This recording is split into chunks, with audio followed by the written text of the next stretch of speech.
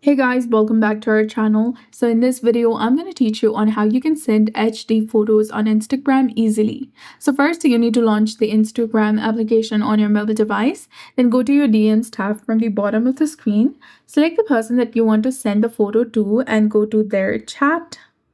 After that, you need to go ahead and click on the gallery or the media icon next to the chat box, or it might be available between the microphone icon and the stickers icon. Go ahead and tap on it.